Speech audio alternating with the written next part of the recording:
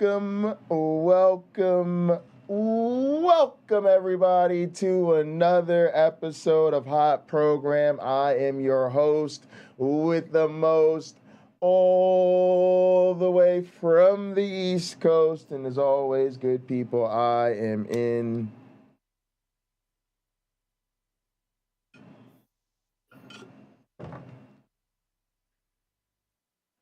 airplane mode. And now, a man who, when he was a Christian, cast out the spirit of masturbation by laying on hands. A man who needs no introduction. How you doing today, my one black friend? I am doing very well. Thank you so much. And yourself? Good, man. I'm actually excited to get down to some good old-fashioned counter-apologetics. Talk about some straight up bread and butter deconversion type stuff. Just want to clarify the title of the video. I call it Niddy's Deconversion for Dummies. It's because I'm hoping that it's Niddy's The Deconverted's Guide to Deconstruction, right? And that's what I'm hoping it is. I don't know if everybody remembers. Do you remember those big yellow kind of text you would get at the Staples or wherever, and they'd be like, you know, accounting for dummies or American history for dummies, right? And the idea was that it was supposed to be sort of a textbook for lay people that, you know, wouldn't require advanced experience or prerequisite training, that could get you through sort of an understanding of the topic and serve as a springboard for you to go deeper and further on your own. And I'm kind of hoping that that's what Niddy's series here is going to be, like a sort of a layman's guide, user-friendly, you know, recently or relatively recent enough to remember deconverted Niddy's gonna hold your hand and guide you through. It's also kind of interesting because I feel like it's maybe,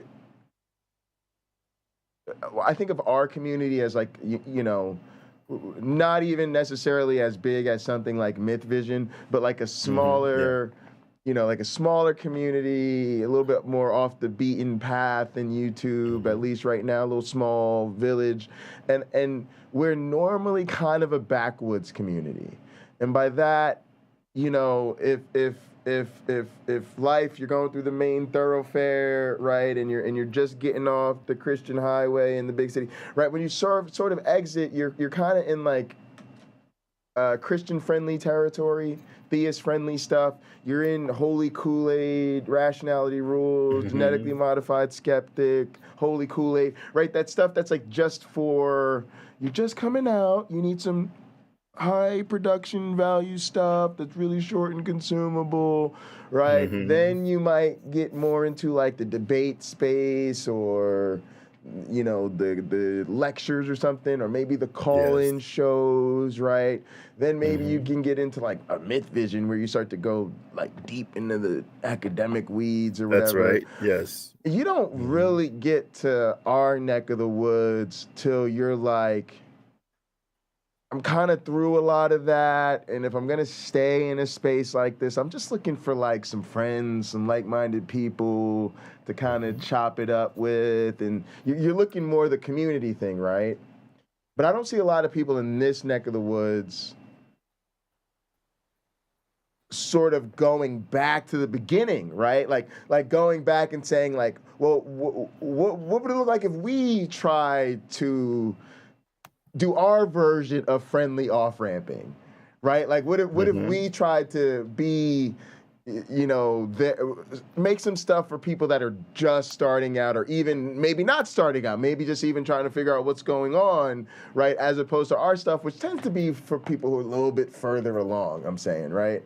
So I'm hoping that's what this is, and that's why I call it Deconversion for Dummies, and I just want to make that clear, and I hope people, you know, we'll take that for what it is, and I'm excited about it, and yeah, let's jump into this. Good morning, everyone. It's your host with the most, without the Holy Ghost, Hey. Niddy. And this morning, I am going to start a series. Also, there's called a The Deconverted. there's a we're also trying to help Niddy out here. There's a link to his channel down in the description. If you're not subscribed to Niddy already, Good idea. go over Great there idea. and give him a sub. Guide to Deconstruction, and these are It's going to be under my co-host personal and writings mods gang. on my experience and ideas about leaving my sincerely held belief in Christianity. I hope this series will be helpful to people. I hope this series will help people understand themselves and what they might be going through. So let's just do it. Dissonance. This is what you feel while trying to affirm a belief and experiencing an opposing reality. No matter what level of faith you possess, the experience is inevitable. Even if you are the most pious, committed, and sincere believer, the moment will come, the questions will flood in. How can this be happening when I believe it shouldn't? What or how can I be this when I believe I shouldn't? When will this feeling go? When I shouldn't have it? Dissonance is often mistaken by believers as doubt or as a whisper of evil forces. However, dissonance is your mental unrest of resolving contradictory states of belief and reality. Dissonance can even happen with good things that are yet contradictory. You can believe that you are blessed to be in love with two people, but you know you can't spend your time between both. The mental experience, while unsettling, is not because one decision of a partner is better than the other, but because there is just the tension of being unable to have both be your reality. More often, however, dissonance is the experience that is negative. Eternal glory and redemption in heaven is the supposed destination for believers. Their God promises an ultimate paradise, a good place full of love, joy, and peace. Mhm. However, there is no direct evidence it exists. Even those who report dying and returning give contradictory accounts of this place. Now the believer must choose. Do I find a way to maintain this belief in an eternal place of joy and paradise, or start to abandon it?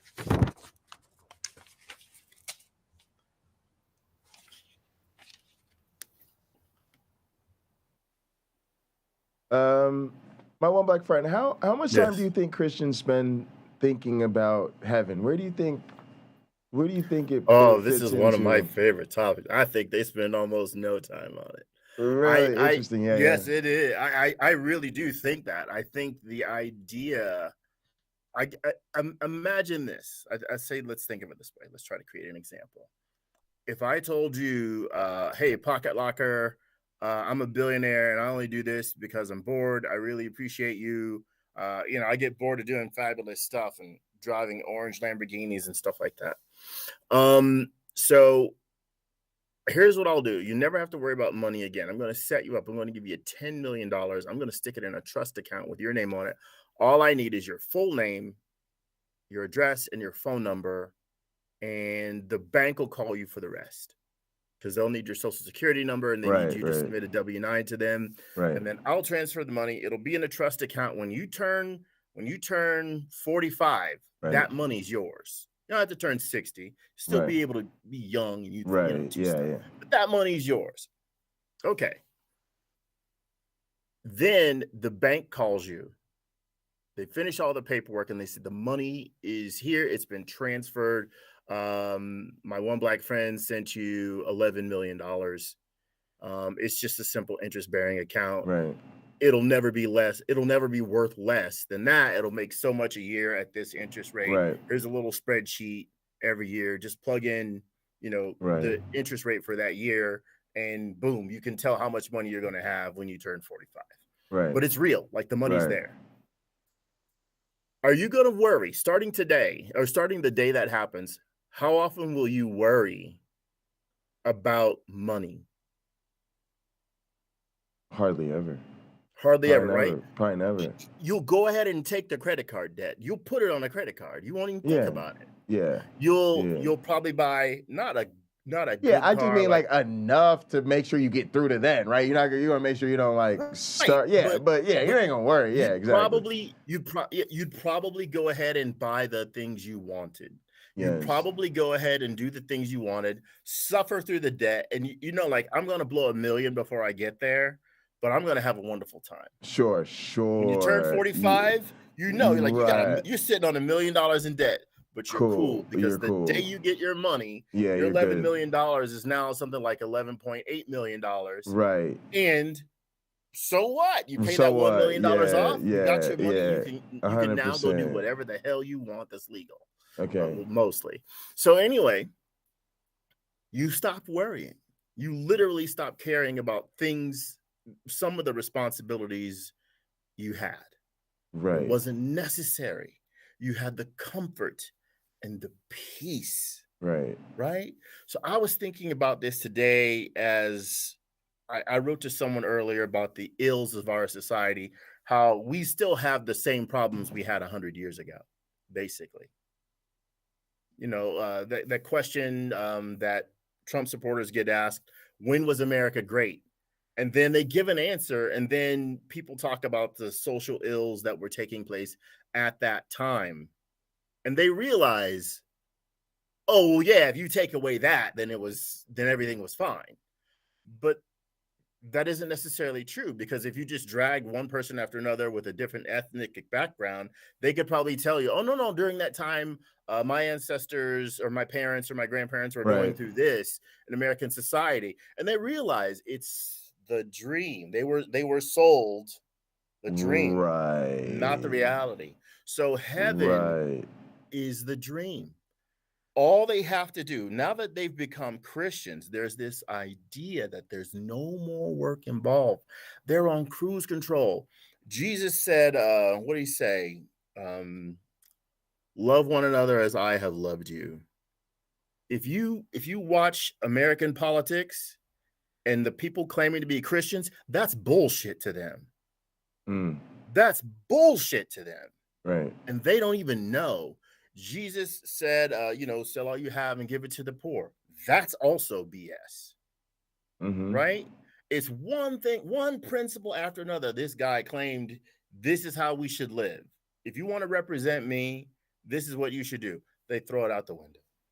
Throw it out the window. Love one, what is it? Do unto others as you would have them do unto you. That one's utterly gone, because everybody wants to be the king, the queen, or the princess, or the prince, and the accountability for them stepping up, gone. Gone. Their opinion is automatically right. So heaven is just the destination. Jesus is the doormat. You wipe your feet on them as you walk in. Right. These people, one after another, would have a difficult time.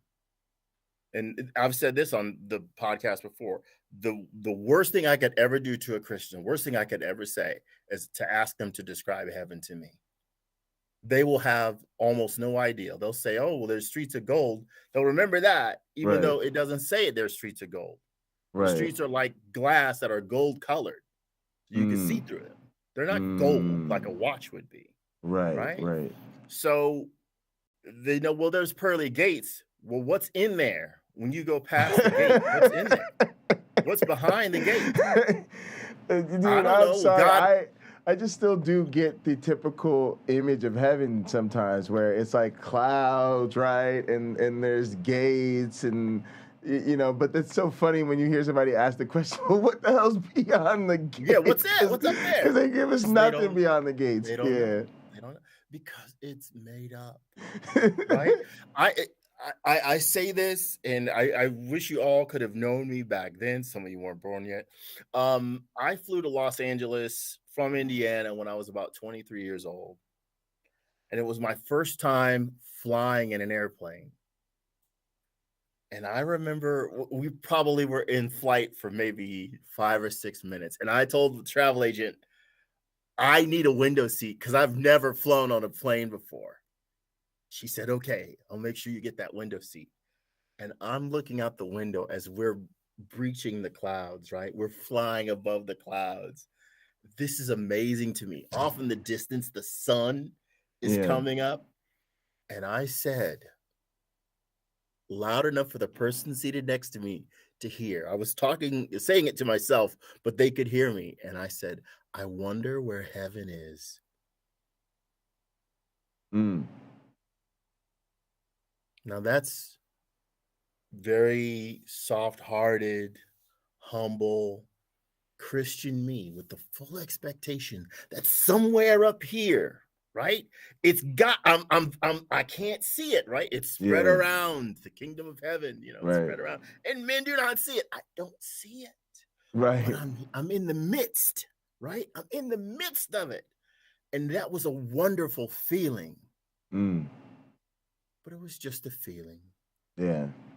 Just a feeling. We should be able to talk to airline pilots who see a cherubim flying around from now and then, or an angel flying around now and then, if we agree with the ancient Hebrew concept, the ancient Christian concept of what heaven was, or the ancient Greek concept. At some point, someone climbed Olympus and was looking around. Zeus is not here. Hera is not here. Where are they? If we were told they're here. Yeah, it was safe to say that they were beyond places we couldn't reach at the time. That's right. And now we can go to the moon now. Right. We can send probes to Pluto and beyond, The Voyager probes are way the heck out there. They haven't found Jesus. They haven't found God. Now, Niddy said something very interesting, which was in the chat, which is that his group thought about heaven all the time. We reviewed a video a while ago where Christians were kind of lights off voting about certain things, and somebody was talking about heaven, and I've heard people do this type of thing too, where they talk about it's almost like a desperation to live their lives. And they're frustrated with the fact that when they express how much they want to lose this life so they can get to the next, people treat them like they sound like they're suicidal in a way that's problematic. Like they resent the fact that they can't straight up tell people, I don't want to be here anymore. Like, why can't we just... and so the thing I'm revealing, like we were doing, so I think it may have been on the show, but it was like a thing where people got to say yes or no about certain questions, but they were hidden. Like their faces were hidden, so you couldn't tell who they were, so they could discuss. Oh, that's a great idea. Anonymously, yeah. That's a great idea. That's what they did, and that was sort of how one person said. It was almost like there's that political clip with Charlie Clerk where somebody said, "When do we get to use the guns already?" And everybody was like, "Oh," and he's like, "No, I mean seriously though, we're living in, under commercial and medical fascism. Like when do we get to use the guns?" It was just like full mask off. Like, why don't we say, and that was, and I've heard Christians express that, right? Like it's like this life is the appetizer type mentality, and they're really just want to get to the main course already. So I just want to say, like, I agree with that, but I wonder if, both these things aren't true, right? Like in other words, there's still an obsession with, I think what Niddy's talking about is the obsession with the dream and the obsession with getting there, the exception with the anticipation. Well, what I think you're referring on is the time spent critically thinking about what the reality of it is, right? And that's I think those can both be completely true, right? Like let me explain my It's thought like you're process. being obsessed with what marriage is gonna be like, and getting married and having a family and spending zero time thinking about what you're, dealing with the person, and What's your making plan? sandwiches for lunch for your kids or whatever is actually gonna be like on a day to day. So the way my brain works, I live in a very nice house, which I hate. So when I chose this house, my realtors didn't find this place. I found it. When I chose this place, I'd never owned a home before. I'd lived in apartments, so there's a lot of things I didn't understand that when I go to buy my next home, I'm thoroughly going to be aware. Right. My home is typically like an open concept kind of home. This is a stupid idea, right? It looks good on paper. It looks good to walk around in it. Well, air condition it. Heating, yeah, it just is. Heat it. Yeah. You will be paying. My neighbors have it worse than I do because their house is roughly the same size, but it's even more open. Yeah. Well, look, 100 years ago, people had it figured out. Well, these things called doors to close rooms off from one another, pocket doors built into a wall, fantastic idea. You only close it when you need to, when you're trying to contain an area or sequester one from another. Fantastic idea. Right. The bathrooms in this house, 2 of them didn't have doors on them. Right. I go outside, I'm like, see these trees? There's no planting here. There's no planting here. These are pine trees. They drop needles all year round. You will never keep this yard clean unless you wear yourself out doing it. Never. I can just show you one thing or after another. See how these trees are leaning? It's because they weren't staked. Right. They didn't have something there holding that tree upright. They didn't have cables pulling it so that it would grow upright. I can just show you one thing after another. The pool is shaped like a kidney or a sandal rather than a rectangle. So every time you put a pool cover on it, you have to cut a weird shape in it, and it scrapes away the little bubble things and causes it to degrade, and then those bubbles fall into the pool. Because one idea after another, when this house is being designed, no one said to the guy, here's why that's not a great idea. Right. Here's why that's not a great idea. So when I walk into my future home, or my fiance and I, when we're shopping, I now have some idea, not all the ideas, of what's good and bad. I understand some things I didn't understand just showing up the first time and looking and being wide-eyed and saying, okay, it has the space that I want. It has the type of spaces within it that I think I want. The yard has this, whatever. My garage, it's the size of a 2-car inside, but it only has a door for 1 car. Again, one stupid idea after the next. And I say very kindly, my home was designed by at least one idiot. So when a person examines their faith, if you will. Yes. If it's the only one you know, or is asked, when was America great? Right. If it's the only country you know anything about. Right. You likely will fail in your answer. There are other people who could come along and look at what you've said and understand shortcomings that you don't begin to understand. They will understand your hypocrisy. They will understand your lack of experience. They will understand your lack of direction, right? You don't even know what you're striving for. Are you trying to make it to heaven, which you can't describe to me beyond a sentence or two? Are you trying to make it there so you don't make it to hell instead? When you read those ancient apocrypha that go along with that are included in some Bibles, you'll see where hell is located and where it is described. It is a place on earth, right? It's told you go here, there are these holes in the ground, and that's where these bad angels go, and they're to be imprisoned and all that stuff. So when you hear me say Jesus and his disciples are live action role playing, it's because they had access to those apocryphal documents too, some of them, and that's where they're getting their leave from. That's where they're getting it in the Bible as well, and they're just cherry picking, and they're supposed to be the group of people who are alive when the end comes. Absolutely. Don't know about that. It means something completely different when you read it. If you don't have that understanding, I think many of us, when we have read the Bible, we understand, wait a minute, is it possible that this prophet is misunderstanding what this other prophet said? Right. Is it possible in 200, 600, 800 years, the meaning of this has changed? You better believe it. But if they're going off what their grandpa told them, because it's his opinion, then that's where their perspective might not ever go beyond. It can be rigid. It's just what he said. It's just what he said.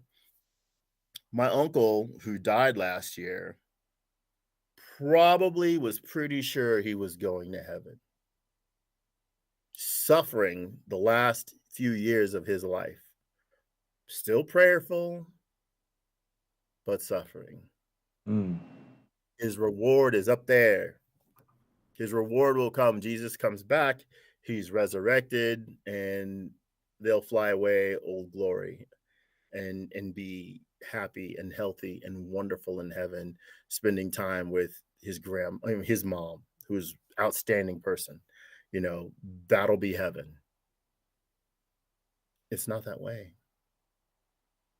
He should have done something about his suffering, but he didn't. He's waiting on God to do it. Billions are. Christians are literally like they're always trying to like take over stuff, and then they're turning the rest of us over. It's something I've been dealing with interpersonally with my family lately, but it's this idea like they, in this cruel twist, you know, trust that God will deal with the rest of us. Like, if God wants to solve societal ills, God will take care of it. When they don't realize that, like, they're consuming more and more and more and more and more of our resources and institutional power and stuff like that, and there ironically is no God. So it's a weird fatalism.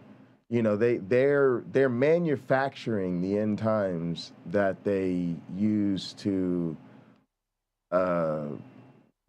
confirm their end times narrative. Well, the Bible is like a Swiss Army knife. There's a fork, there's a spoon, there's a can opener, there's a knife, there's a file, that sort of thing. It's whatever they need, they can go to it and pull it out of there, right? But I could take you to places where it talks about how those who destroy the earth will be punished. You're never going to hear him say that, because it's not what they need to get people in line with their message. Again, could I say to could I go before Congress and say, how many of you are Christians, and have them raise their hand and say, okay, well, Jesus says, sell all you have and give it to the poor. So tomorrow, all your wealth will be forcibly stripped from you and donated to the Social Security Fund. Right. By the way, when you are eligible for Social Security, you can have some of it back. But just know you're basically working here for free. We'll provide room and board and meals for you and transportation. But get used to the suit you have, because you're not buying any more. Your money will be going into the fund because you are helping the poor, just as Jesus said, and you're better people for it. Right. Right. Are they quitting? Yes. Are they going to accept what I said and just go along with it? Nope. No. They're going to be on that give me liberty or give me death. No, you still have liberty. You just don't have money anymore. I don't think you heard me wrong, my friend. Give me liberty or give me death. This is America. Money and freedom are the same. The same. Money buys you all the freedom you can stand to have. It truly does. I have a couple of wealthy brothers, and one has done a lot of travel. They've both done a fair bit of traveling, but I've probably done more traveling than both of them. And they've gone to places where they have perspective, where you see like, holy crap, I thought we were poor growing up. There's no way we were poor compared to some of the stuff that the three of us have seen. I've seen skinny cows, and poor people and people drinking out of a ditch that someone just a little up the ways is peeing into. Like, you get perspective on what poverty is. And so, I don't know, I guess it goes back to the wealth of experience, what that teaches you. They also can pick up and go to, like, I've been to Cap Juluca, which is this resort in the Caribbean. Holy crap. You want to talk about a beautiful place. It's gorgeous there. You could go to any number of countries where the beauty of it would blow your mind.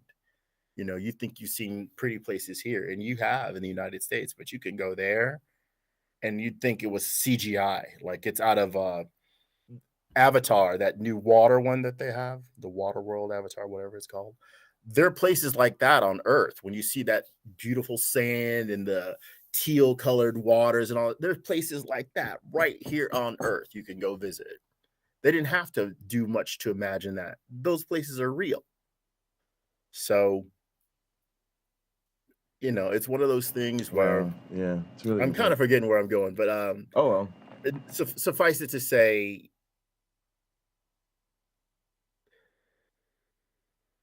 if it's sort of, I don't want to say this, but I'm going to say it. It's pretend. It's pretend. It really is. It's pretend. And I think stating that this group of principles, the biblical principles, represent you, and I should be able to see that in your life, right? Because the Bible tells us that. Well, you should be able to identify believers easily. I usually have to look for their sign that they're holding up these days, because I don't see it in their kindness. I think this has to be maybe a topic for a whole discussion, and could be related to, some of what Niddy's doing. But I feel like, especially in light of some of the gaslighting and stuff that people playing dumb when it's convenient, I think we need to start talking seriously about religious people in our lives just pretending at this point. Mm-hmm. There just comes a point in time where those of us that are adults in the room need to start to have the adult conversations. That's how I feel about it, right? Well, I think we have to say, like, okay, I'm an adult talking to an adult that has a different philosophical belief, or a series of different philosophical beliefs. It has to be said, we know there is common ground between the non-believer and the believer, regardless of their religious perspective. There will be common ground, but it's where we need to work out the differences. Or actually, better than that, we need to understand that there are differences and realize things can work out despite the differences. But that's I think that gets back to what Uncle Bobby was talking about earlier, which is they deal in reality in every other area of their lives, and let's hear what Niddy talks about, because I think this gets right back to cognitive dissonance. But I don't think you can work within a framework that's comfortable for these people to effectively address the problems of their beliefs. I mean, if you just want to have them around and be nice to them, I'd suggest don't talk about it at all, or at this point, I'd even suggest just playing along with them. Because I just think if your concern is their feelings and not challenging them, just don't even talk about football. But I think it's a mistake not to challenge them, though. Well, that's but that's what I'm saying. I really do. But I do too. Yeah. But I just think if you're going to challenge them, then you have to accept that it's probably going to be challenging. I don't know if you noticed that that's in the word, but what I think is people want to challenge people in a way that's comfortable, and you have to recognize when a problem is constructed in a way that's not possible. And at that point you become an agent of you're part of the problem. Like if you're just going to sit around and say, I see a problem, but I won't say anything because that would make the person who's doing the problem uncomfortable. Well, now you're just part of the problem because you are providing the Perpetuating it. permissive structure. Mhm. And ultimately, people who have social leverage know that. You see what I'm saying? This is part of what I realize in the manipulation of my own family. What my mother is doing to me comes straight from my grandparents. She has learned from them how to use a sort of respect paradigm to justify not being challenged. Mhm. And it's a certain type of abuse that she kind of told on herself because I was around when she was not a young adult, but a younger person than she is now, dealing with it when I was growing up. You know, we done sat in the car and you broke down for me exactly how hurtful your parents' behavior was to you because they were so serious about their religion that they couldn't see how hurtful certain things they did to you was, you know, and it was, I saw your devastation. Now you turn around doing the same goddamn thing to me, right? And I have a theory about that when you're ready. I mean, go for it. Sure. So I think a lot of, I don't know how many parents, I think often when I hear someone talk about a challenge they had with their parents that was ongoing, I think oftentimes a parent will pick a child in their family to, I'm going to make it tough. I'm sorry. Abuse. And all the things that they saw their parents do that they felt were inappropriate, they will do to that child. I think there's a reason for it. What that person is trying to do is reconcile behaviors they could not understand or forgive from their parents by what? Carrying out those same punishments or restrictions on someone else that they love because they're working to understand, because my parents must have had my best interest at heart. Not necessarily, no. Right. They might have been thinking, it's true. It's true. Right. They That's might crazy. have been, That's crazy. That's crazy. It's deep. but It's it's true. deep. They might have been thinking of themselves and Right. what they wanted. We Right. all, a friend of mine 1,000 years ago, she said, I have someone I'd like you to meet. I know this woman that would be great for you. So we went to a party at this woman's house. She knew I was coming. My friend had talked me up, just like she talked her up to me. And we met, and I saw how this woman interacted with her child. And I'm like, that's how she's going to be treating you, man. And I felt so sorry for her kid. I'm like, you don't deserve this. Right. Right. You don't deserve a mother who's so nasty. And I Right. had to ask my friend, what the hell made you think I'd want to be around someone like that? She did this, she was talking to her kid this way. Right. And my friend's like, I didn't even realize that. I'm like, I did. I pick up on that stuff, you know, not always, but that was easy. Right. And is it fair to say your mother's trying to do her best? Maybe. Not anymore. Yeah, not anymore. No, Maybe. I don't know. Yeah, I'm not there. But I was. I used to think that, but now, yeah. But it's. okay. But now I'm like, I've seen more than I wish. I see more than I wish I could see. I've always. I see more. Yeah, I've always had that problem, where and you know, yeah, it's tough. But yeah. Let's jump back in the Niddy. I want to make sure we get through this stuff. What I find is the case is that believers will say something to the effect of, well, I take this on faith. It may not make sense. The evidence for that particular claim may not be great, but I have faith. I trust it. I won't abandon this belief. For many, this experience is subconscious and reflexive. it often results in a doubling down effect. The believer is reinforcing it by a virtuous assertion that faith and trust without evidence is justified. The more consequential claims of religions are not the only ones that bring the condition of dissonance to believers. Dissonance in your faith can seem benign or inconsequential at first. Let's say we believe that left-handed individuals are evil, worthy of God's judgment. Our church and our regular media outlets tell us that these left-handeds, these lefties, are after our children. The lefties are going to mutilate their arm muscles to make them right left-handed and do left-handed activities. They're going to destroy society. Then a new coworker is hired at your place of employment. Hang on, I gotta just get in on this real quick. Mhm. Damn, that's pretty good, Niddy. That's pretty good. I see what you did there. That's pretty.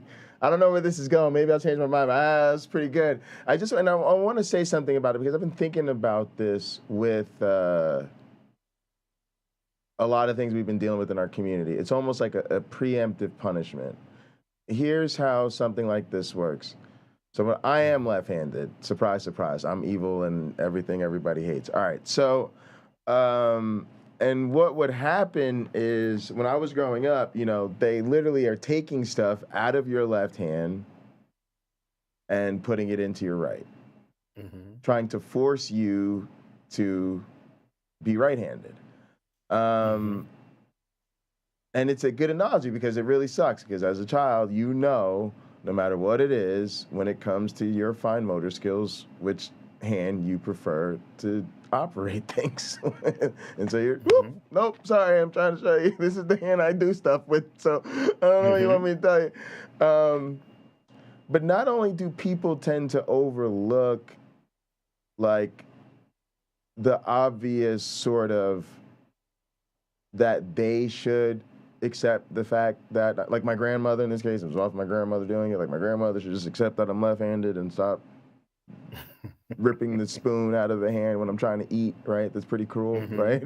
That's a pretty cruel thing to do to a child. But what often then happens is there's a motivation to continue the behavior or double down on it, and the justification is, well, it's going to be really hard for him to get through the world as a left-handed person, right?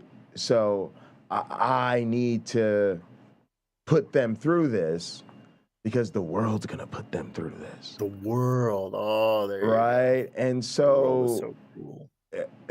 there's a lot of like suck it up and deal that gets involved with being marginalized because a lot of times people think if they don't recognize the problem in and of itself, they sometimes will make it even worse by sort of insisting that you persevere something because it's something you're going to have to deal with.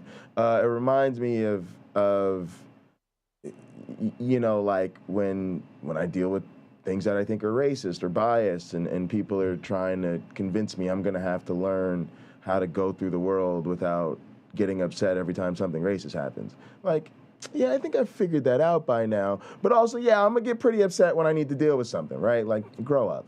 I can deal with the dissonance of those two things, right? Oh God, there was another one I was thinking of. Oh, I had a court tell me in a situation where they thought I was essentially in the right, and they said to my family to their face, oh, the behavior I saw on the behalf of this police department was the worst I've ever seen, but I think probation might be good for Jason's health. Excuse you? Right, like so that's sort of great caught up in this left-handed thing because this happens with so many other things where people essentially tell us we need to toughen up or tell us we need to learn how to deal with something, and they use as the justification a problem. So like you know, I need to demonstrate thick skin about racism around them because I'm going to have to deal with racism more generally. So, you know, they're doing me a favor, right? But and people do think that way, and it's kind of this left-handed thing's a kind of innocent example, not innocent, but a less prejudicial sort of consequential example of it. Most of us learn to integrate into society as left-handed people one way or another. But again, we're always walking in the classrooms with that one desk in the corner, right down at the bottom or whatever. This is a fun one. Let's see where this goes. You talk over lunch. Oh, sorry. I didn't mean to. Yeah. So- Go ahead. In ancient times, it was thought that left-handed people were sort of had a demon or evil or less moral. And this concept is thousands of years old. Let me give you an example. So in Latin, the language Latin, right is dextra. Okay, right. So if you're to the right, it's dextra. The left is, and you'll recognize this word or the root word, sinistra, is left-handed. So sinister is where we get the word sinister from sinistra. So that's, I mean, it's ancient, dude. This whole left-handed prejudice thing, and trying to change a person to being right-handed. Yeah. I have a nephew. I knew this. I understood this. So I have a nephew that I spent a lot of time around when he was little, and I would do my best. To like hand things to him to his left hand, and he's ambidextrous because I want him, like when I have kids, I'm going to do stuff like that. Because I want them to have the advantage of that. Look, if you break your arm, you can write with the other one. Sure. You know, there was a time I blew out my shoulder, and I would have to like do this to get my hand to move across the table or pick up my hand. That's how right-handed I was. I'd picking up my right hand to go grab something. Yeah. Well, the good thing is you don't have to worry about it. Left-handed people are automatically more ambidextrous than most people because so many things are done right-handed. And then there's all the things like I actually play drums right-handed because there's so many things that either by imitation or availability. So I play drums right-handed because that's how most drummers are right-handed. So the drum set is set up in a way where you play the hi-hat over here, and unless you're going to rearrange the entire drum set, which is often not convenient until you have your own, right, then usually by that time you've already learned how to play right-handed, and then I had to go out of my way to learn how to play left-handed, and I can play both ways.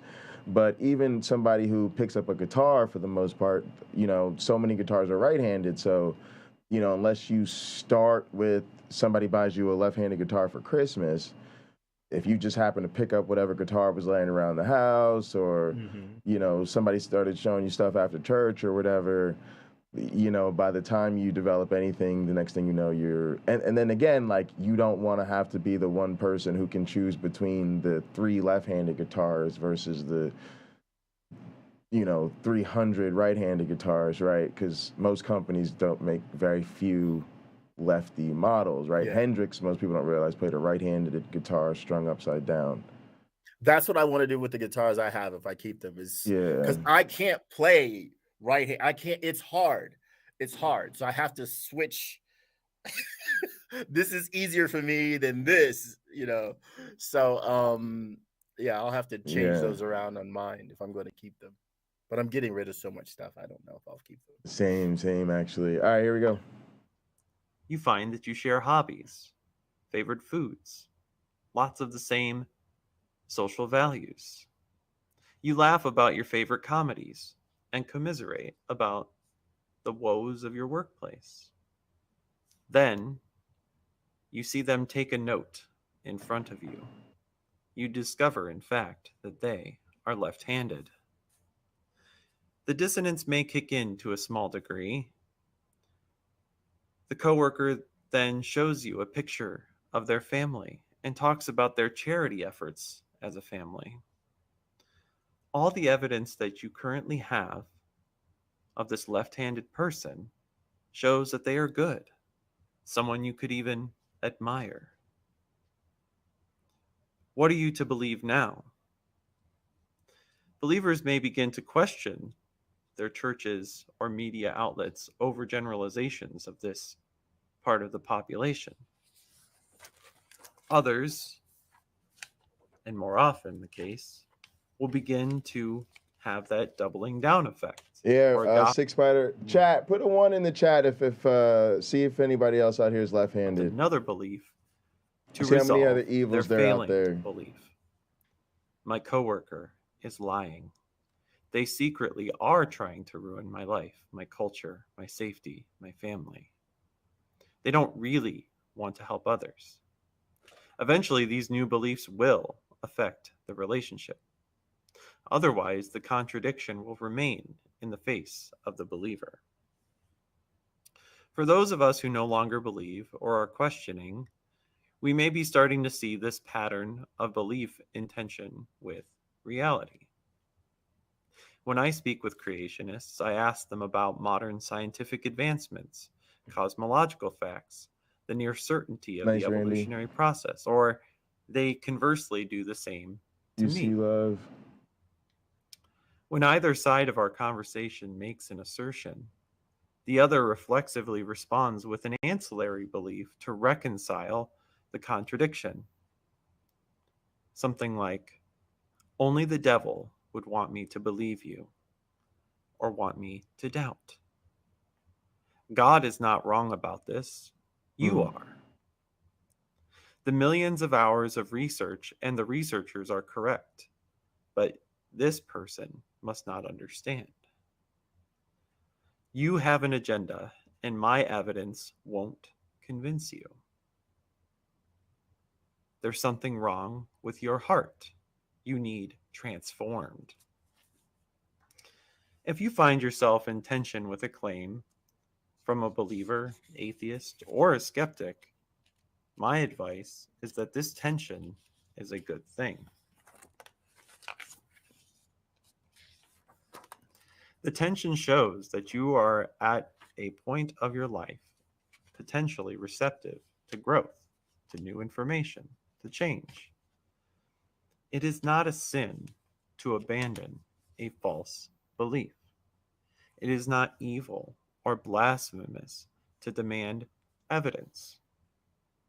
Or, Sorry. I'm gonna just Niddy, in spirit of Niddy being the DJ, we just gonna roll it back. Niddy, just bring it back. Run that back. And my evidence won't convince you. There's something wrong with your heart. You need transformed. If you find yourself in tension with a claim from a believer, atheist, or a skeptic, my advice is that this tension is a good thing. The tension shows that you are at a point of your life potentially receptive to growth, to new information, to change. It is not a sin to abandon a false belief. Now that's crazy. This is special, Niddy. I'm gonna give you that. This is special. Okay? This is all something everybody should pay attention to. Okay? You're in a place you should feel willing to accept, because the tension means you're taking in new information. And that it is not a sin to let go of false belief. That's really good. It's really good. Well, even I don't know that there's a religion that would disagree with what he said there. Right. Because technically, this or that faith practice is wrong. Even yoga is wrong in the eyes of this or that other religion. So to abandon that and embrace the generally accepted principles of this or that faith and throw the other stuff out as detritus, great idea. You're on board, you're developing, you're progressing, and one day you may lead us all. Yeah, and it's not blasphemy to demand evidence. It's really great. It is not evil or blasphemous to demand evidence or to seek mental closure.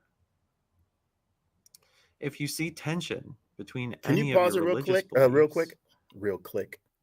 So he said something extremely valuable there, where he talks about it's not blasphemous, I may be misquoting, to seek mental closure.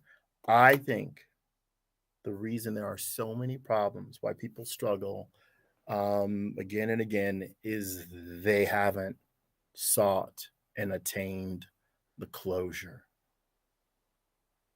As many of you may know, I studied a lot of different religions, and I briefly had a brush with Scientology, and there was something that impressed me probably more than any other religion that I've encountered in my experiences. When they give you this test, and so I'll take the test. So they give you this test, and it says in there, if you don't understand something, stop. Don't move on until you do understand it. So if hang on a second. I just gotta tell you something. That's Sure. eerie when you say that to me, It's because true. that is what my mother taught me. My mother, Your and mom is the it's secret Scientologist. and it's what guided me through my education in college. It is the reason I was always show up early. I read before class. Mm-hmm. I'm in class, usually in the front or in the front row, in the front. I'm the first to ask questions. I'm after class. I'm in office hours, because my mother taught me. Now, I did get scholarships, fortunately through higher education, but still had to pay a lot of student loans. I did. A lot of debt. But my mother, however it gets paid for. You pay for. My mother said I paid for my education. Mm-hmm. So that meant that if I, put the work in and did my part, that I should not have to go through something if I'm not understanding it.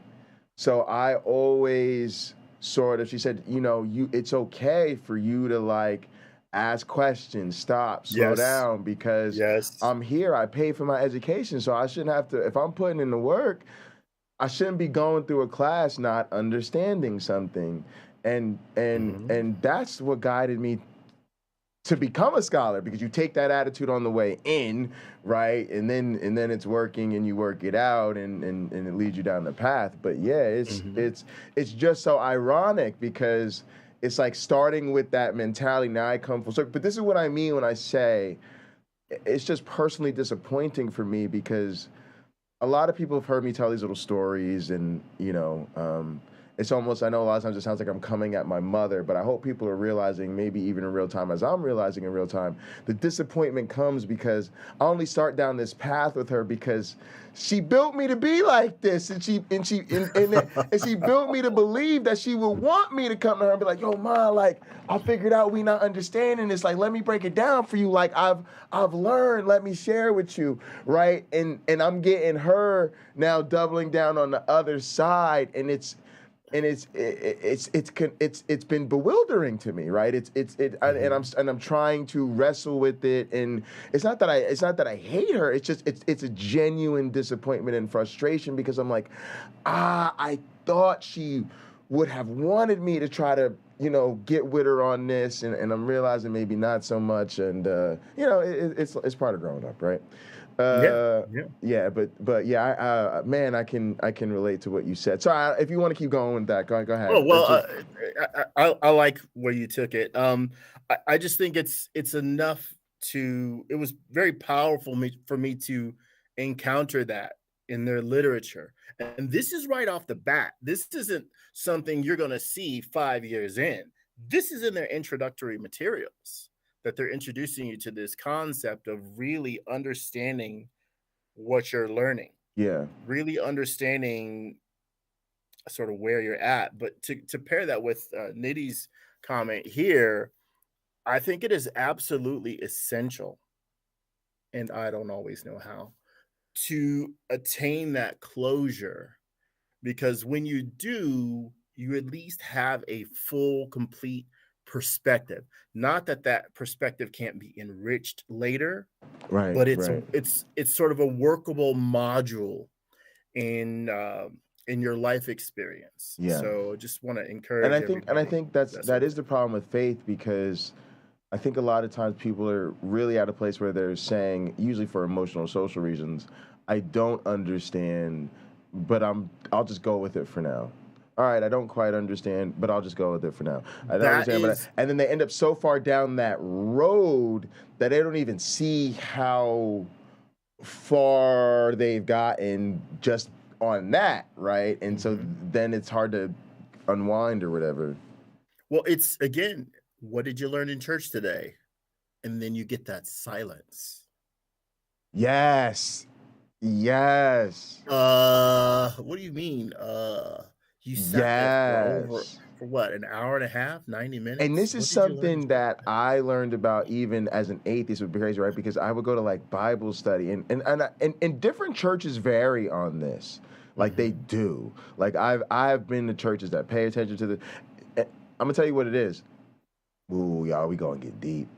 Tonight at 9, you should be in Gather, because we have community meetings in Gather at 9 p.m. Eastern on Sunday. Why is that important? I'm ending this show at 5:30 because I got to go to my motorcycle club's weekly meeting. Why is it important? Because there's a lot of hit or miss in a community. Do we get together at the same time, sit down and talk about what's going on, right? I always say this, and I hope you take no disrespect, but I wonder if you can even confirm this maybe for me. When I sometimes talk about people like black dudes, like I say there's not a lot of black dudes participating in our community, like I often tell people I don't include my one black friend, because he's someone who, I don't say you're not a part of our community, but I mean in participating throughout the week, because you're not always available to be in these streams with us and watching so-and-so's panel discussion, and we were in so-and-so's stream for 8 hours the other day, and right, and so a lot of times you're missing what's going on from week to week or whatever like that, right? So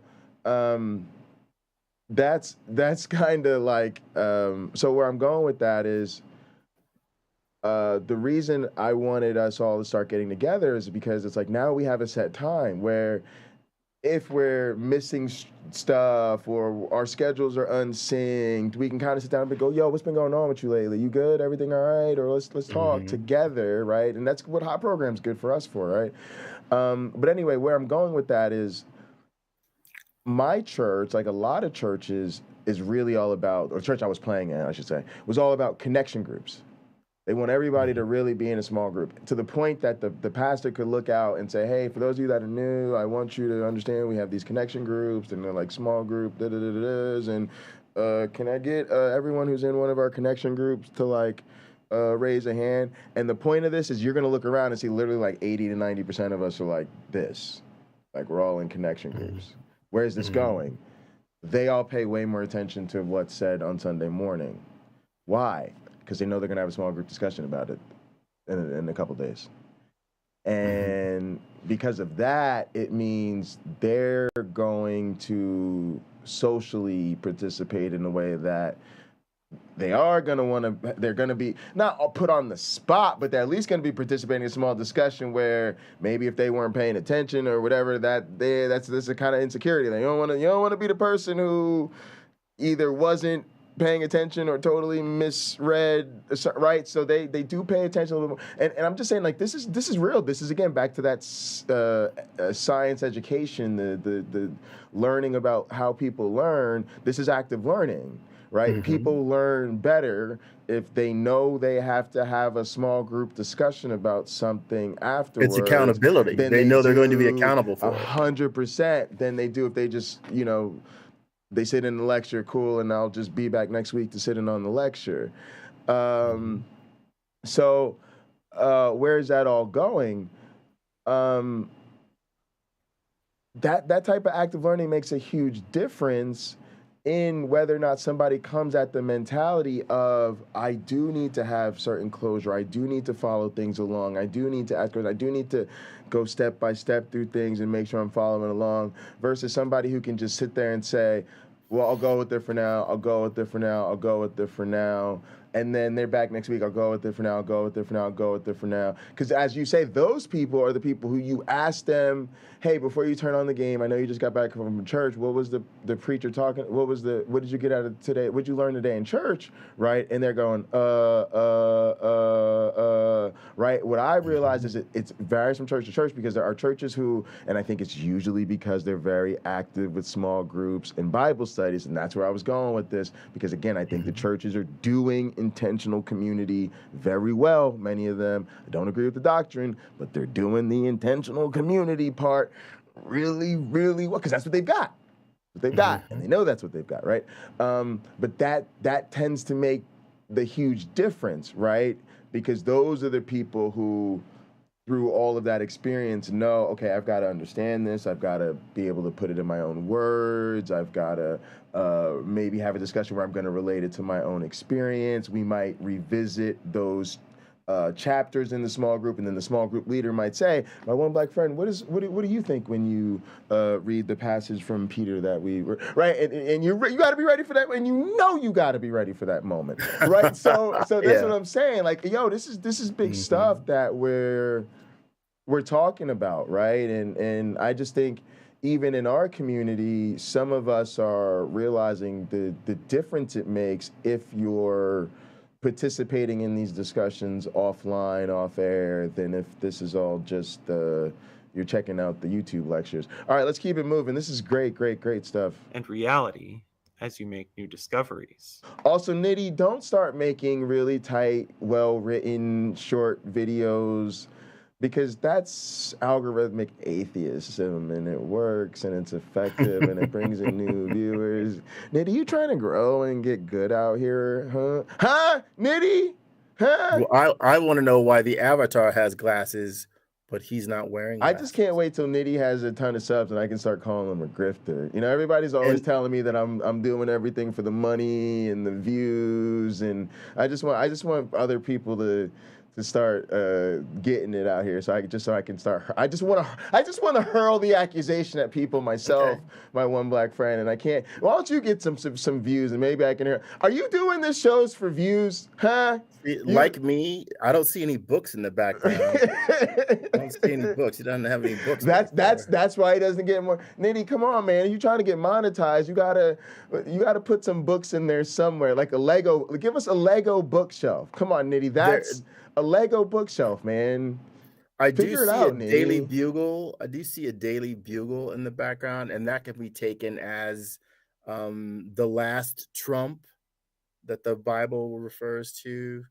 Like, there'll be a change at the last trump, Daily Bugle.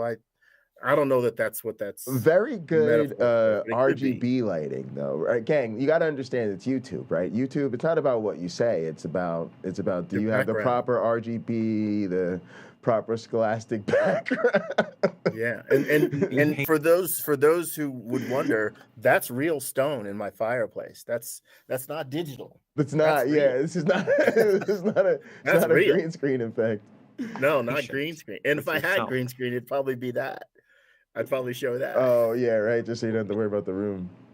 All right, here we go.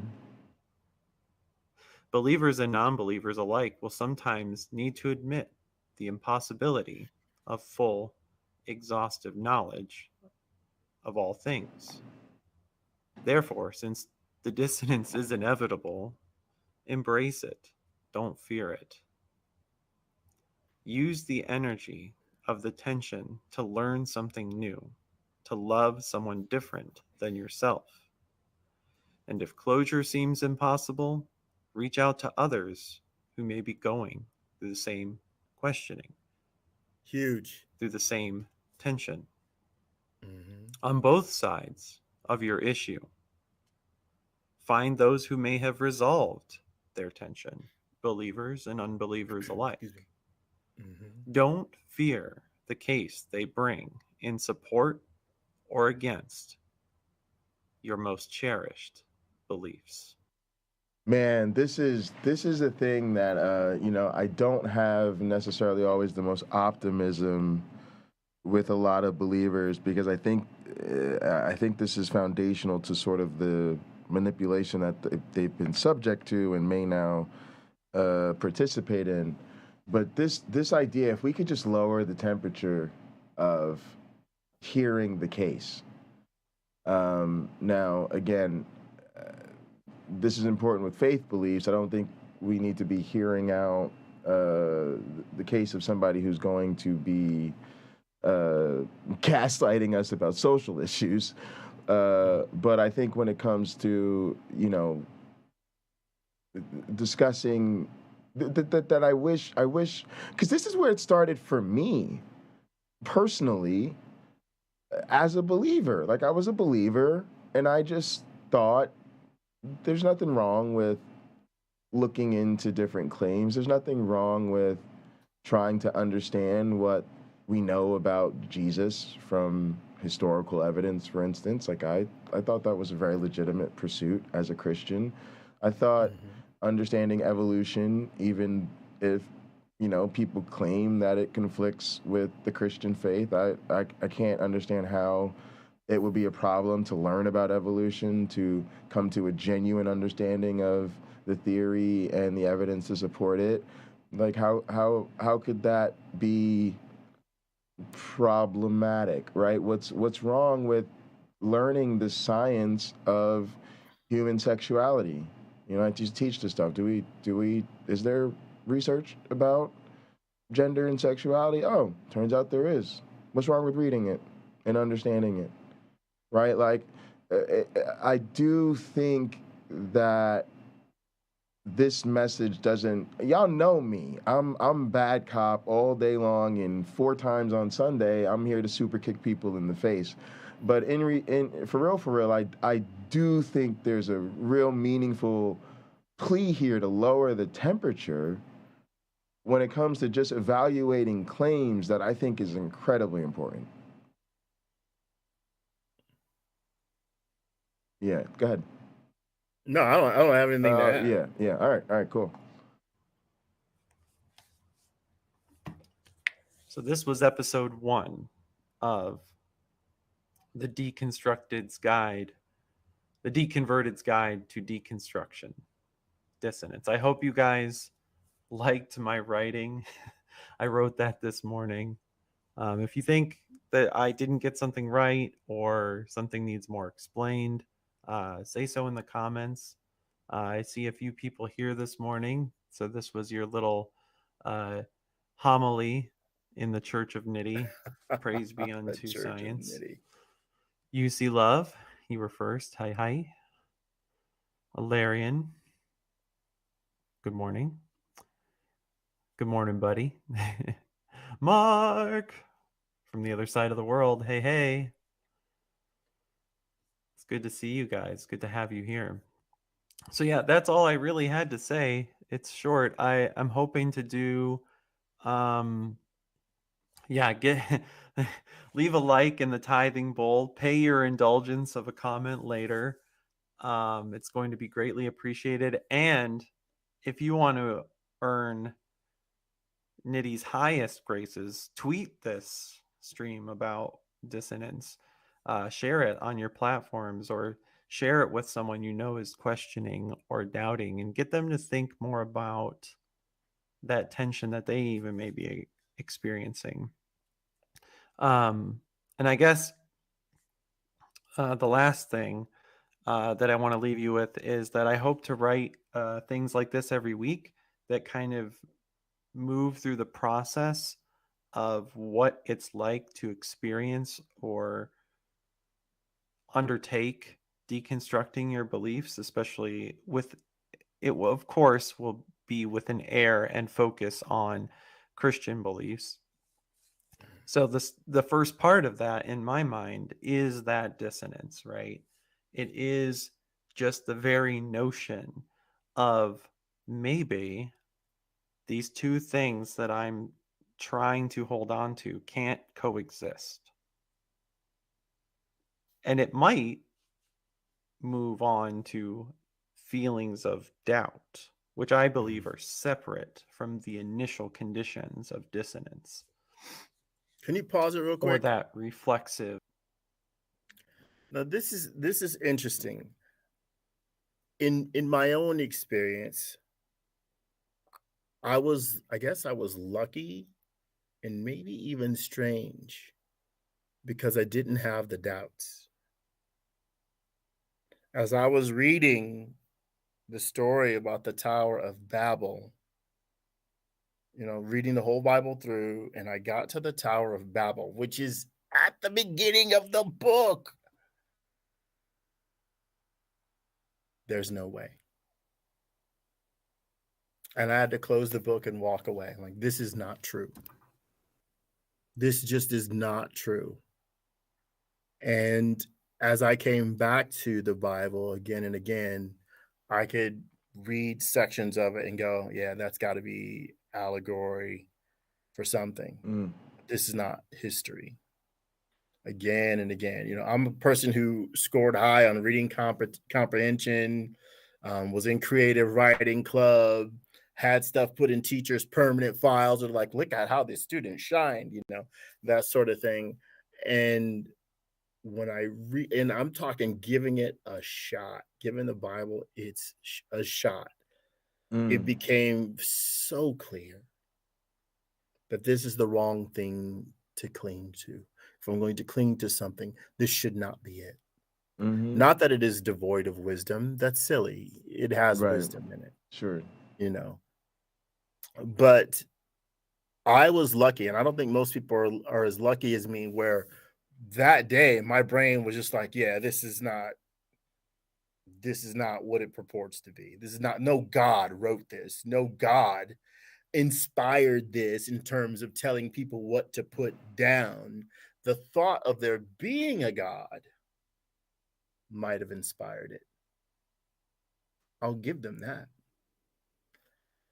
But it's not divine just because somebody says it was. Just because thousands of people for thousands of years has said it is, it doesn't make it the case. Yes. It doesn't. So I got really lucky that I didn't have much of a process. Even that claim, right? I don't think it's really interesting, because we talked earlier about how there's apologetics in the Bible. I'm not sure if it was here on the show, but it was. Yeah, it is. About how, and so I always use the example that came up was the cleverly devised myths, right? Oh yeah, it was the previous one. We were talking about the historicity. Oh, we do not follow cleverly devised myths. And people don't realize that that's the salesman, right? That's their frequently asked questions, right? So somebody frequently clearly people were claiming that, and they had to respond to that. And it's the same thing with divine inspiration. I highly doubt the original authors claimed divine inspiration. No, right? it was a grift. They were just writing, they were whatever. And then once the authority or all of that type of stuff becomes into question, right? Like it's just a simple question, like how would they be able to write what happened in the beginning when there's no one around in the beginning? Well, they were divinely inspired, right? It's like that's. So it's weird how even the divine inspiration of the authors is totally missed as just some post hoc BS to overlook the fact that the people who wrote this clearly could not possibly know what they were talking about. Right? Like it's clear, it's impossible. It's impossible. Right? Like, it's the one thing, think about science. Science will never do that. Scientists will never just be like, oh, da-da-da-da-da. We found out all this evidence, but we never claim to observe things we can't observe. We claim what we can infer based on observation, right? But religion literally is just like, oh, yeah, no, let me tell you, in the beginning, da-da-da-da-da. Who the hell was there to remember what happened in the beginning? Oh, well, it's just clear. It's ridiculous. God told Moses what to write. Right, exactly. Like, you could read the Apocrypha; it'll tell you that God told Moses what to write. Yeah, This is how I made it, man. Here's how you do it. Or there's an angel that tells Moses, right? Yeah, I did want not a Liz Allen's comment that Uncle Bobby talked about the friend who politely asked him questions as part of as part of his deconversion. Yeah, it's great. Yeah, if you've got that kind of relationship with somebody and you're kind of gonna slowly play the long game with the pebble in the shoes, I'm here for it. Doubling down effect, right? Where next week we can talk about doubt, which is apparently a whole ministry if you find the right Christian. Oh, McClatchy. So yeah, I hope to do this every week. Every Sunday that my family is at church, we will be hearing a homily from Niddy. Again, I hope that this writing was sensible and had a logical progression to it, and that you enjoyed it. So like, comment, subscribe, do all the filthy YouTube shilling that we all do, and I will see you next week for your Deconverted's Guide to Deconstruction, Episode 2, Doubt. Why is it not called the Nitty Gritty? Why is it not that called I'll be there? Because I will. And that's Nitty. We'll see you later. There is no finer outro.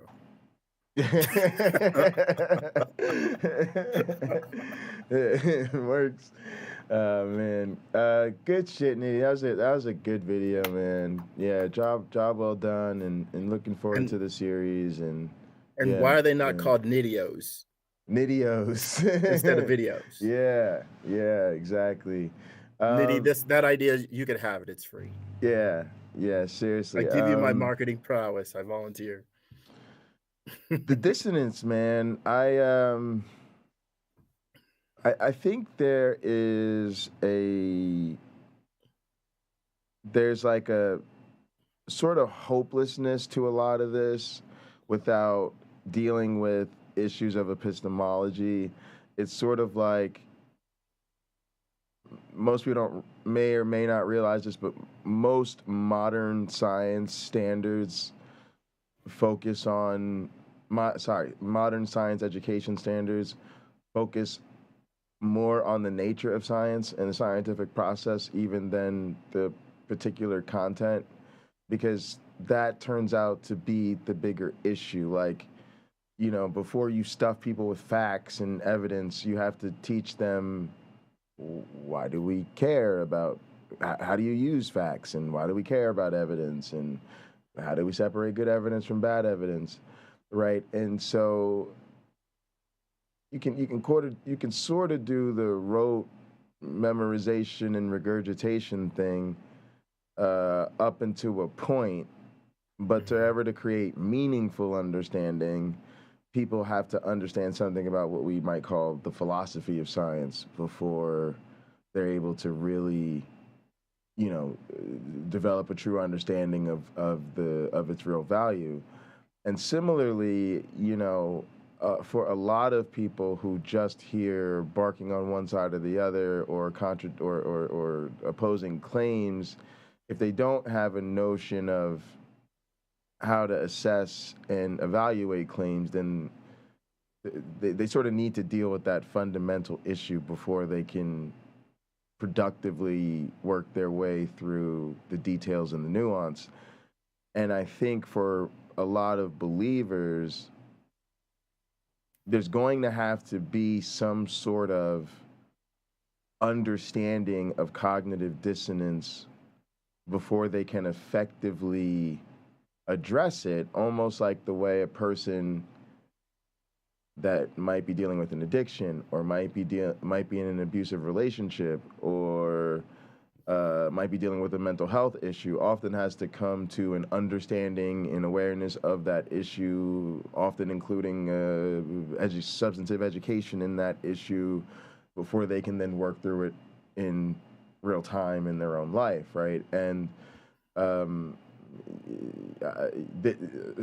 just trying to give a big ups and say I don't know, but it could be a real wise move to sort of say, let's start with the gentle introduction to dissonance, because that's probably what a lot of the intended audience is going to be dealing with, or at least about to experience as they go through this process with Niddy. Yeah. I want to just advise our viewers, if you find yourself getting to these conversations with believers, whatever their faith is, and you've had enough, feel free to walk away. Don't feel a sense of loss, or whether or not I won that argument or I lost that argument. Don't worry about that. It's about really taking care of yourself, because that other person, you're probably going to forget about them eventually, unless they're a dear friend or relative. And if they are a dear friend or relative and they love you, then they should be willing to respect the fact that you're done talking about it. There's so many other aspects of life to enjoy that focusing on the religious question doesn't need to occupy much of your time. You know, there's plenty of other things to be excited about and go do. So if that's where your focus falls, you can also let a person know, like, you know what? I love doing A, B, C, D, and E with you, but talking about Jesus and God, or whoever, Buddha, or, you know, Hanuman, the monkey god, or whatever, it's just not where your focus is going to be. And if they say, well, what about the afterlife? You know, what about after you die? You can tell them simply, after I die, I won't be answering any of your questions.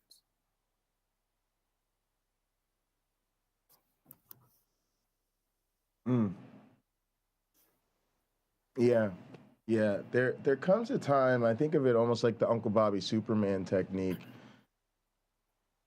It's gonna sound bad, but I give up on people. And I think it's okay to give up on people. I think it's okay to just say they're where they're at, and I'm gonna deal with, you know, and sometimes that does mean accepting a unresolved or antagonistic state with an interpersonal relationship, like, you know, in the sense that, like, even like friends come and go, right? And you can sometimes just say, hey, you know, we don't see eye to eye on this, or, you know, so and I, or so and I are just in different places right now, you know, and fine. And then you're gonna do what's best for you, and they're gonna do what's best for them. And if, you know, that's not necessarily the same thing, then so be it, right? But you don't have to win everyone over to your side, right? You can just accept that, hey, you know, so and I play for different teams. Like, I don't know what else to tell you, right? Like, I just don't know what to tell you at the end of the day, right? And that's okay. Or it could just be, you know, just something like, we just don't go there, or we don't deal with this personal thing. Because sometimes I think people intend to win you over with the attrition, right? And that could happen, yeah. Yeah, and it's like, look, I've made my case. You know what time it is. If you don't, you know, if you don't want to do anything with that, that's okay. That's where you're at, right? That's cool. All right, fine. I'm gonna move on. You can move on. We can move on. You know what I mean? Type of situation. Now that's not always. That's not always what MLK would call a positive peace, right? We haven't actively worked through the issue. But again, sometimes we just got to do what we got to do, right? Like, I think about, let's just say the abortion issue or reproductive rights. We had Roe v. Wade overturned. You know, we have this thing going on now. They're trying to go after the pills people use. At some point, I think what you're saying is you don't have to convince everybody to support reproductive rights the way you or I may particularly want them to, right? But you can still, we gonna still do what we got to do to do what we feel we need to do. We're gonna bring along who we can, win over who we can, and if somebody can't, we're gonna say, well, look, I still think this is what needs to be done, so I'm gonna go over here and do this, and it's really unfortunate I couldn't, get your support right now, but that it is what it is, right? Like I can settle the abortion argument real fast. If you are anti-abortion or pro-life or whatever, you know what? You pay higher taxes. And you the moment you decide to vote that way, like we take tomorrow, we do it. We get your opinion tomorrow. And if you want those children to be born, then their parents, when those children are born, can apply for money from a fund that people like me who are pro-life, we pay into it. Right. We don't get a choice. Right. Right? You either tax me every time I buy something because I show my card, or you just take it right out of my paycheck. I pay another 1% or whatever in taxes because I'm pro-life. I don't think anybody should be getting an abortion unless, there's some situations where but you don't think I that have a should hard be time. illegal, do you? No. But you got to be clear when you say you're pro-life, because people think that means you believe they should be banned, right? I generally don't agree with abortions, but I'll put my money where my mouth is. Okay. I think that anybody who refuses to do that, again, if we could take my little vote thing, my social experiment, we're going to pay more because we disagree with it. So all those mothers who say, okay, I'm going to go ahead and have this baby, but I don't really have the money to take care of it, they can sign up for that fund. Right. And all we pro-life people pay into it, whatever you want to call it, pro-life or whatever, right. pro-birth. Sure. We all pay into it. And you have to renew every year. So for 18 years, you're locked in. So next year, if I agree to it again, then it's 18 years from that date, 18 years from that date. So I'm always agreeing with it until I get sick of paying for it. Then I disagree with it. And I got to wait 18 years before I don't have to pay anymore. But if you made people pay for it, you'd be amazed at how many people would be walking away from trying to prohibit somebody else from getting an abortion that they want, desperately need. I'm not a person who's blind to the fact that some people desperately need that. Right. I've had dear friends that have had abortions. No, we don't. I don't even want to go there. Yeah. I'm just okay, trying to. I'm trying to make the point is that there comes a time when that if people don't agree on something, they don't have to keep. You don't have to ruin. You don't have to keep trying to hash it out. You don't owe that. Like you're saying, you don't owe that to a person, but you can just go ahead and. We're gonna do what we got to do anyway. Like, there's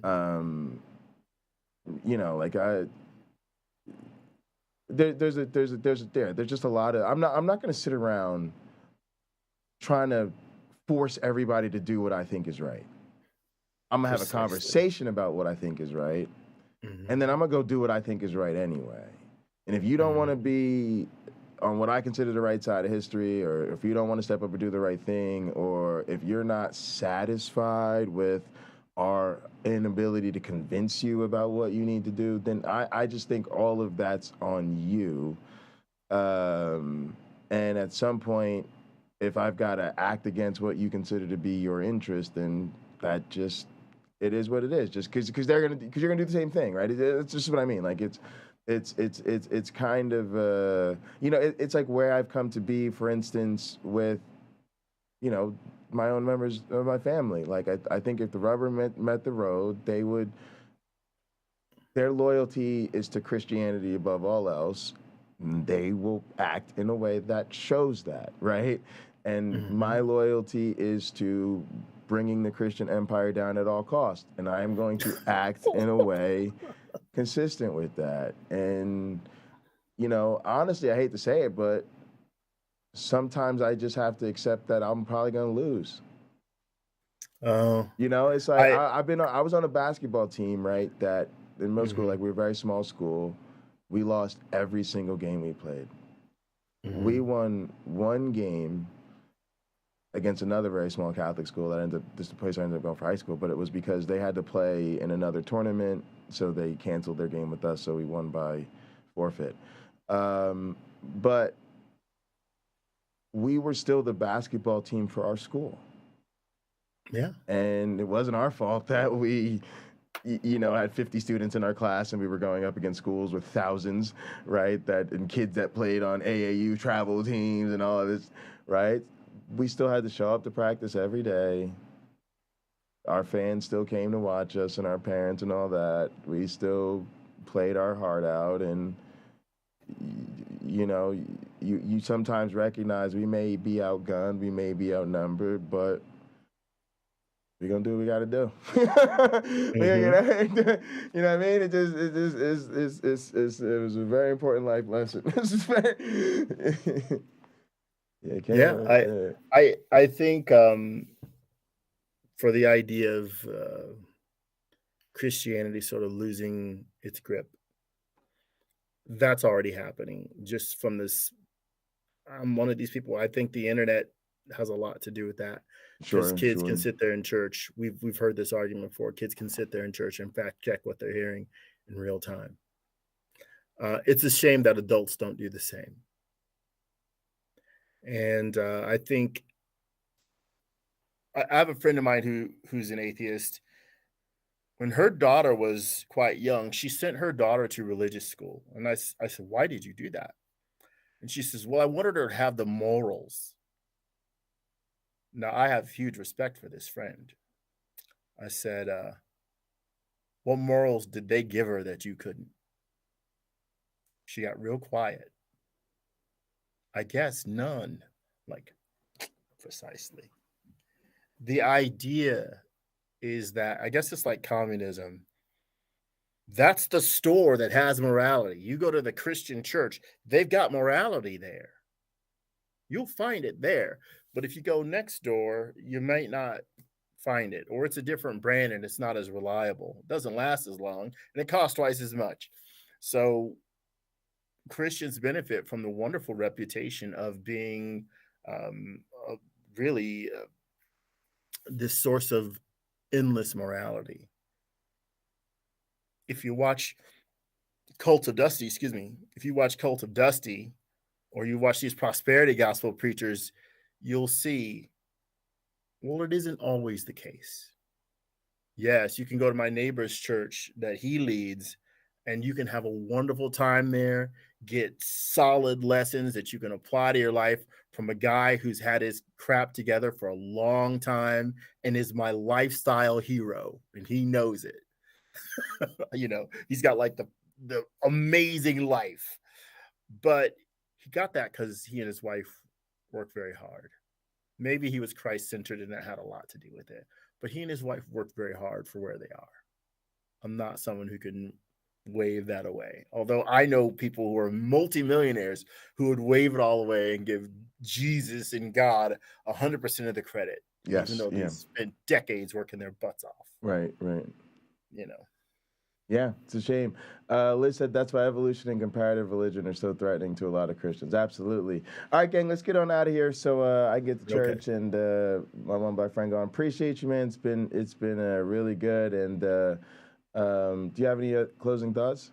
I do. If you are planting a garden, don't be afraid to use gardener's felt if you have issues with weeds growing. Like I have this infestation of yellow nuts edge growing in my yard, front and back.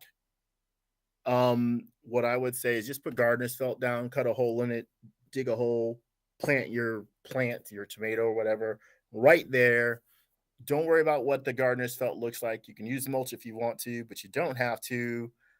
And just let that one thing grow and let the yellow nuts edge never get a foothold. Yeah. I'm serious. That's where I'm at. Because after here, I'm going right out to the yard and work on that. Got you. All right, gang. Appreciate you. As always, be good to yourselves. And each other. We'll see you next time. But not yellow nuts edge.